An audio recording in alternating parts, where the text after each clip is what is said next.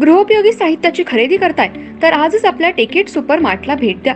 कडधान्य, डाळी, साबण, ब्रँडेड कपडे, शूज, सायकल, कॉस्मेटिक्स हे सर्व मिळण्याचं एकमेव ठिकाण म्हणजेच टेकेट सुपर मार्ट।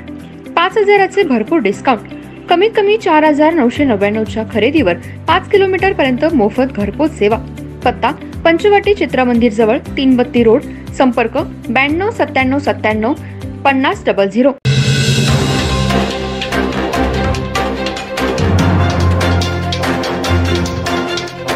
नमस्कार, मी तेजस्विनी मगदूम। एम मराठीमध्ये आपल्या सर्वांचं स्वागत आहे। पाहूया ठळक घडामोडी। राहुल आवाडे यांच्या प्रचारार्थ संपन्न होत असलेल्या युवक मेळाव्याला अनेक मान्यवर व्यासपीठावरती उपस्थित आहेत। आपले खासदार धैर्यशील माने, प्रकाश अण्णा, मान्य हळवणकर साहेब,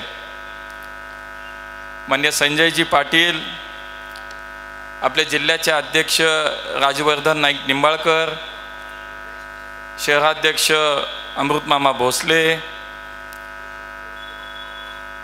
युवा मोर्चा शहराध्यक्ष जयेश बुगड, अरविंद माने, अमरदीप सिंग, तसेच सुदर्शन पाटसकर, बाकी सर्वच उपस्थित मान्यवर, मोठ्या संख्येनं आपण सगळे उपस्थित युवा बंधू आणि भगिनींनो, विशेष मागणीय रवी जावळे आणि बंडा मुळीक, मी सर्वप्रथम युवा मोर्चाच्या सर्व टीमचं मनापासून अभिनंदन करतो की खूप मोठ्या संख्येनं अत्यंत चांगला आणि यशस्वी युवा मेळावा आपण या ठिकाणी आयोजित केला आहे। खऱ्या अर्थानं आपले प्रधानमंत्री म्हणतात की 2047च्या विकसित भारताच्या वेळेला जो संकल्प आपण केलाय त्यावेळेला जगातील सर्वाधिक तरुण देश हा भारत असणार आहे। आजही जर आपण पाहिलं तर जगातील सर्वाधिक तरुण देश हा आपला देश आहे। आपल्या देशातील सरासरी आज जर वय पाहिलं तर ते 28 वर्ष, इतर देशांचं आपण पाहिलं तर चीनचं 37 वर्ष, अमेरिका 37 वर्ष, जर्मनी 45 वर्ष आणि जपान 49 वर्ष।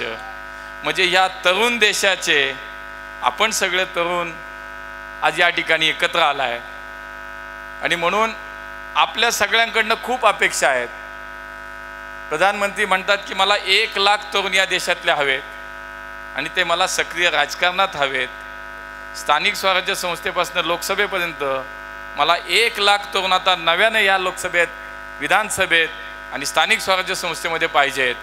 का तर 2047चा विकसित भारताचा संकल्प पूर्ण करायचा असेल तो तुम्हीच करू शकता, हा विश्वास आपल्या देशाच्या प्रधानमंत्र्यांना आहे आणि म्हणून आपण सगळे बसलायत, आपल्याकडनं खूप साऱ्या अपेक्षा आहेत। आणि म्हणून आपण पाहिलं असेल की यावेळेला देशाच्या सुद्धा अर्थसंकल्पामध्ये तरुणांसाठी खूप काही आलं।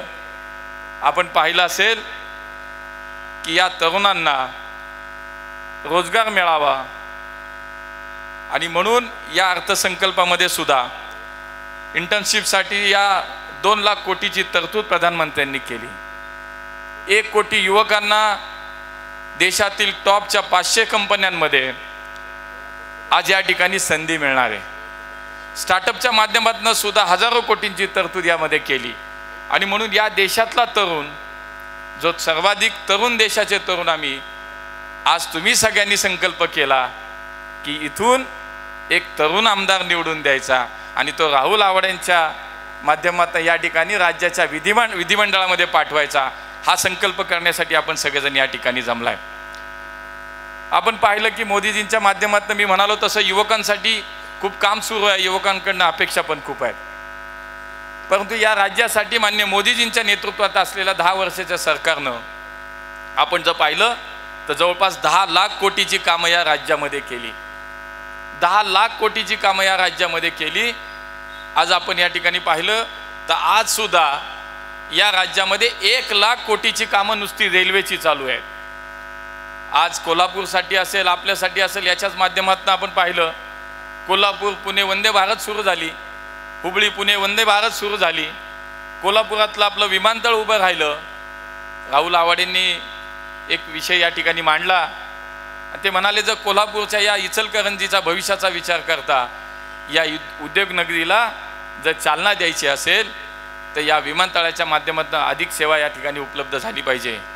मी आपल्याला सांगेन की या कोल्हापूरच्या विमानतळाच्या माध्यमातून पुढच्या काळामध्ये याचा अधिक विस्तार होण्याचा आपण निर्णय केलेला आहे.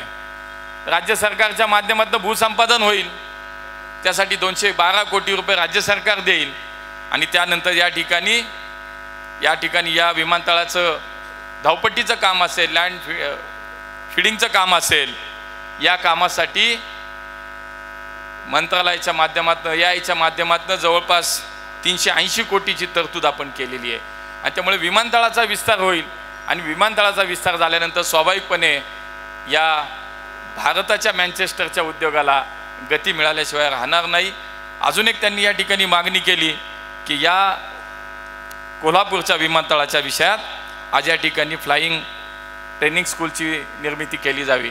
मी आपल्याला सांगतो की आपली ही मागणी निश्चितपणे अत्यंत योग्य आहे आणि म्हणून आपण आमदार म्हणून निवडून याल, आपण आपल्या जाहीरनाम्यामध्ये सुद्धा आता याचा उल्लेख करायला हरकत नाही.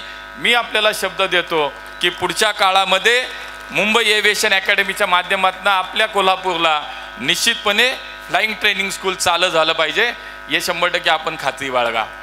मला असं वाटतं की शेवटी मोदीजींनी महाराष्ट्रासाठी खूप काम केलं, दुसऱ्या बाजूला आमच्या राज्य सरकारने सुद्धा दोन्ही स्तरावरती काम केलं. जसं मोदीजींनी देशामध्ये जगामध्ये आपल्या देशाला एक स्थान मिळवून दिलं, आज आपण 10व्या अर्थव्यवस्थेवरनं 5व्या अर्थव्यवस्थेवरती आलो. जगभरामध्ये अत्यंत मानाचं स्थान आपल्या देशाला मिळालं. आज आपण पाहतो एक महासत्तेच्या दृष्टीनं एक वाटचाल आपण यशस्वी झालेली पाहतो. पण दुसऱ्या बाजूला सर्वसामान्य माणसाचा विचार मोदीजींनी केला आणि आज आमच्या जवळपास लाखो करोडो आमच्या तरुण असतील, युवा असतील, महिला असतील, ज्येष्ठ नागरिक असतील, अशा असंख्य योजना त्याच्या माध्यमातून आज सर्वसामान्य माणसाचं आयुष्य सुखकर करण्याचा निर्णय झाला. आणि आज आपण पाहतोय की त्याचाच निकाल तर आपल्याला अत्यंत ठिकठिकाणी दिसतं. हरियाणाची निवडणूक म्हटले भाजप हारणार आहे, पण झालं नाही. कारण सर्वसामान्य गरीब माणूस, आमच्या महिला भगिनी याचा कुठल्या ना कुठल्या योजनेचा फायदा, लाभार्थी आज आमच्या ही सगळी माणसं मंडळी घेतात.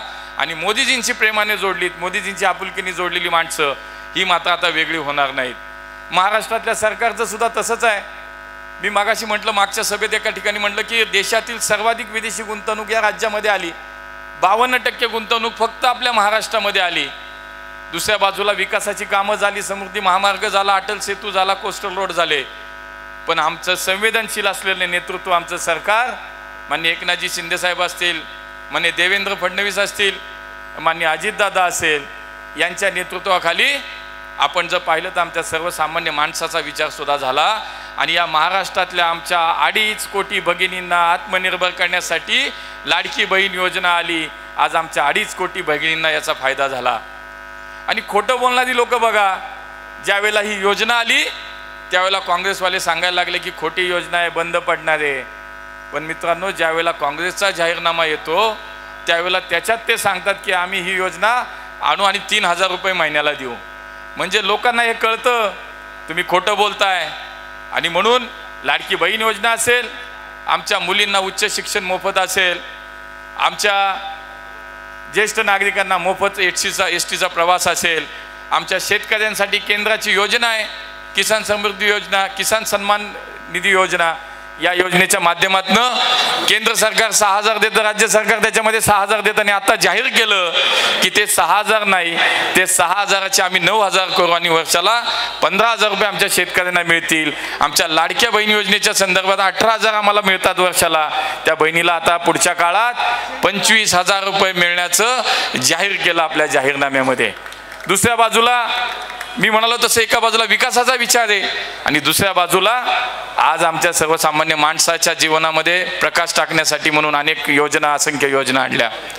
हे सगळं करत असताना हे डबल इंजिनचं सरकार निश्चितपणे काम करतं. पण त्याच्या जोडीला या इचलकरंजी विधानसभा मतदारसंघात खरं तर एक मोठी राजकीय आणि सामाजिक कार्याची वारसा असलेलं आमचं आवाडे कुटुंब आहे. आज मान्य कल्लापण्णा आवाडे असतील, आमचे प्रकाशांना आवाडे असतील, आणि आज तिसरी पिढी राजकारणात गेले अनेक वर्ष काम करत असताना आमच्या राहुलला संधी नाही मिळाली, पण त्यांना आता विधानसभेची संधी मिळते. त्यामुळे तिसरी पिढी ही राजकीय वारसा, सामाजिक कामाचा वारसा जपण्यासाठी आपल्या सगळ्यांची मदत लागणार आहे. आणि आपण सगळे निश्चितपणे या लोकांच्या पाठीशी उभं राहून एक महाराष्ट्रात पुन्हा एकदा महायुतीचं सरकार जे येणार त्या सरकारमधला एक मत हे इचलकरंजी विधानसभा मतदारसंघाचं राहुल आवाडेंच्या माध्यमातून आपण पाठवणार आहात. मी तुम्हाला सांगतो, खरं तर कालच एकूण राज्याचा सगळा सर्वे आला आणि या राज्यामध्ये पुन्हा एकदा महायुतीचं सरकार येईल. जवळपास 200 सव्वा 200च्या आसपास जागा महायुती घेईल असा स्पष्टपणे संकेत त्याच्यामध्ये आलेत. आणि मग या सगळ्यामध्ये इचलकरंजी विधानसभा मतदारसंघ मला असं वाटतं केवळ जिंकायची नाही, पण विक्रम करायची संधी आपल्या सगळ्यांना आहे. कारण केवळ प्रकाशांना आणि राहुल दादा नाही, पण आमचे हळवणकर साहेब इथं बसलेत. तुम्ही एक आमदार मागितलं, मी तुम्हाला सांगतो इचलकरंजीला 2 आमदार मिळणार आहेत. काळजी करू नका, शेवटी ज्येष्ठ नेते आहेत आमचे, आणि भारतीय जनता पार्टीला अभिमान आहे अशा कार्यकर्त्यांचा, अशा नेत्यांचा, की वेळ आली तर त्या ठिकाणी त्यागाची भूमिका सुद्धा घेतली जाते. आणि म्हणून इचलकरंजीला आता 1 वर 1 फ्री आहे. 2 आमदार होणार आहेत, काळजी करू नका. इथून पुढच्या काळामध्ये निश्चितपणे मला असं वाटतं कोल्हापूर जिल्हा असेल, पश्चिम महाराष्ट्र असेल, सहकाराचा उल्लेख झाला. देशाच्या प्रधानमंत्र्यांनी ओळखलं की आम्हाला जर ग्रामीण अर्थव्यवस्था सक्षम करायची असेल तर या देशातला सहकार समृद्ध केला पाहिजे. आणि म्हणून स्वतंत्र सहकाराच्या मंत्रालयाची स्थापना झाली. आणि मागचे काही वर्ष माननीय अमितभाईंच्या नेतृत्वाखाली या देशामध्ये या देशातला सहकार समृद्ध करण्यासाठी म्हणून मोठ्या प्रमाणात काम झालं. महाराष्ट्रात ही सहकारची पंढरी आहे आणि या महाराष्ट्रातला सहकार म्हणजेच पश्चिम महाराष्ट्र हे त्यातलं प्रमुख केंद्र आहे. मी तुम्हाला सांगतो, कोणी काही सांगू द्या, मी तुम्हाला सांगतो मागच्या 4 वर्षामध्ये या महाराष्ट्रातल्या साखर कारखान्यांना जीवदान देण्यासाठी आमच्या सर्वसामान्य शेतकरी ज्याच्याशी जोडला, ज्याचं आयुष्य ज्याच्याशी जोडलंय, या साखर कारखान्यांना आधार देण्यासाठी 7,500 कोटी रुपये अमितभाईंनी सहकार मंत्रालयाच्या माध्यमातून या साखर कारखान्यांना दिले. साखर कारखान्यांना इन्कम टॅक्स लागत होता. आता तो इन्कम टॅक्स भरत असताना स्वाभाविकपणे आमच्या शेतकऱ्याच्या खिशातले पैसे जात होते, त्याच्यावर सुद्धा निर्णय झाला. आणि या राज्यातील जवळपास सगळ्या साखर कारखान्यांना मिळून 10,000 कोटी रुपयाची माफी अमितभाईंच्या सरकारनं मंत्रालयाने दिली. आज आमच्या शेतकऱ्यांचे पैसे वाचले. मी तुम्हाला सांगतो, सहकारासाठी खूप चाललंय. परवा राष्ट्रवादीचे प्रदेशाध्यक्ष एका ठिकाणी बोलले, पश्चिम महाराष्ट्रात अमितभाई आले, त्यांनी टीका केली की सहकार मंत्रालयाच्या माध्यमातून सहकार मंत्री याला मदत करतात, त्याला मदत करतात, चुकीच्या माणसांच्या पाठीशी उभी राहतात. पण माननीय जयंत पाटील साहेब, आपण हे बोलताना हे विसरलात की आपला कारखाना जो आहे राजाराम बापू सहकारी साखर कारखाना, मोदीजींचं सरकार आल्यानंतर गेल्या 10 वर्षात 1442 कोटी रुपये आपण का घेतले ते तरी सांगा.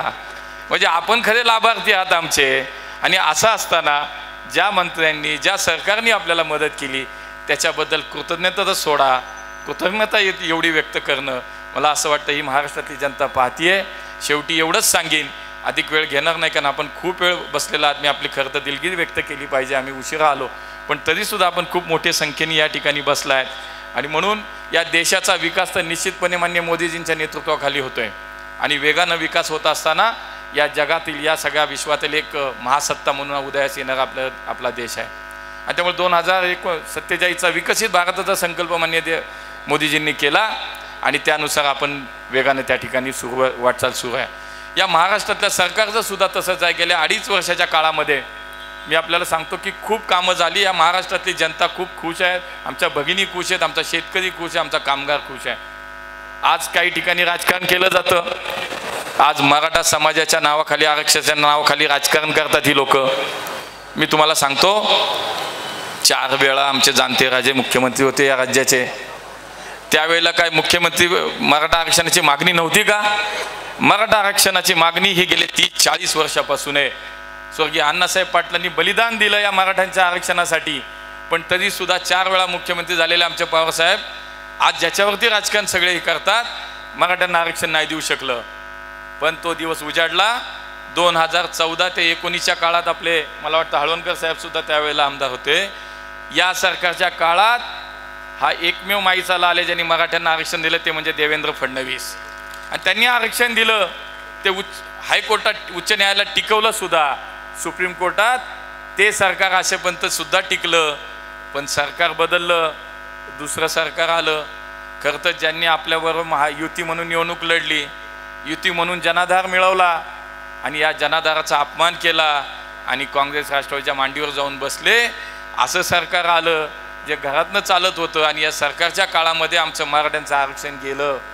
आणि म्हणून मी तुम्हाला सांगतो, आजही या मराठा समाजाच्या माणसाला, प्रत्येक व्यक्तीला हा विश्वास आहे की या राज्यात भविष्यात मराठ्यांना आरक्षण फक्त महायुतीचं सरकारच देऊ शकतो. तुम्हाला सांगतो, कारण आजही आमचे एकनाथजी शिंदे साहेब असतील, देवेंद्रजी असतील, अजितदादा असतील, अत्यंत प्रामाणिकपणे काम करतात मराठ्यांच्या आरक्षण देण्यासाठी. आणि म्हणून मराठ्यांचं आंदोलन चालू आहे, मराठ्यांना न्याय मिळावा म्हणून आंदोलन चालू आहे, त्याच्यात काही चुकीचं नाही. पण मी तुम्हाला सांगतो, ज्या पद्धतीनं आंदोलन चालू आहे, ज्यांची मागणी आहे त्याच्यावरती अत्यंत गांभीर्याने विचार चालू आहे, काम चालू आहे. त्यामुळे हे सरकार पुढच्या काळात निश्चितपणे येणार, याच्यात कुणाच्या मनात शंका नाही. त्यामुळे एकूणच या राज्याचा विकासाच्या दृष्टीने वेगानं वाटचाल करत असताना दुसऱ्या बाजूला या राज्यातील सगळ्या समाजाला न्याय देण्याचं काम हेच सरकार करू शकतो, हा विश्वास या ठिकाणी मला वाटतो. आपणही सगळेजण निश्चितपणे या ठिकाणी हा विश्वास व्यक्त कराल. अनेक कामं झाली, एकच काम सांगतो की या राज्यातल्या सरकारने आमच्या शेतकऱ्यांचं वीज बिल माफ केली. 52 लाख शेतकऱ्यांना आज त्याचा फायदा झाला. माझ्याकडे खिशात बिल होतं, मगाशी मी प्रेसला दाखवलं, 8,000चं बिल आलं होतं आमच्या शेतकऱ्याला. नवीन बिल तयार होऊन आलं, 0 रुपयाचं बिल आलं. हे आमच्या सरकारचं काम आहे. आणि त्यामुळे समाजाचं हित, आज समाजाच्या प्रत्येक घटकाचं हित हे पाहण्याचं काम आणि त्या दृष्टीनं काम करण्याचं आज संकल्प आमचं सरकार करतं आहे. त्या दृष्टीनं गेले 2.5 वर्ष या राज्यातलं हे सरकार, गेले 10 वर्ष मोदीजींचं सरकार, हे डबल इंजिनचं सरकार निश्चितपणे आपल्याला पुढच्या काळामध्ये निश्चितपणे या महाराष्ट्राला एका विकासाच्या टोकावरती, वेगळ्या उंचीवरती नेऊन ठेवील. आपली महापालिका झाली आहे, महानगरपालिकेच्या माध्यमातून सुद्धा महापालिकेला पुढच्या काळात या महापालिकेला ताकद देण्याचं काम जर सरकार राज्यात आलं तरच आपल्याला सुद्धा या महापालिकेला ताकद देण्यात येईल, द्यायला सोपं जाईल. आणि म्हणून महापालिका असेल, राज्य सरकार असेल आणि लोकसभा असेल, हे सगळ्या जर यंत्रणा एक साथ एकत्र आल्या तर अत्यंत सुलभपणे, सोप्या पद्धतीनं आपल्या मतदारसंघाचा, आपल्या जिल्ह्याचा, आपल्या राज्याचा नक्की मला असं वाटतं विकास होण्यासाठी मदत होते. त्यामुळे या इचलकरंजी शहराचा विकास, पुढच्या काळातले आपले जे काही संकल्प ते पूर्ण करायचे असतील तर येणाऱ्या स्थानिक स्वराज्य संस्था असतील त्यासुद्धा आपल्याला जिंकायच्या आहेत. आणि म्हणून आत्ताची विधानसभा जिंकणं आणि राज्यात सत्ता आणणं हेच ध्येय सगळ्यांनी समोर ठेवूया. पुन्हा एकदा आपल्या सगळ्यांना मनापासून धन्यवाद व्यक्त करतो. खूप वेळ आपण थांबलात आणि राहुल आवाडेंना प्रचंड मताधिक्याने आपण विजय करूया, राज्यातला विक्रम घडवूया, हे आव्हान आपल्याला करतो आणि थांबतो. धन्यवाद. जय हिंद, जय महाराष्ट्र. धन्यवाद साहेब.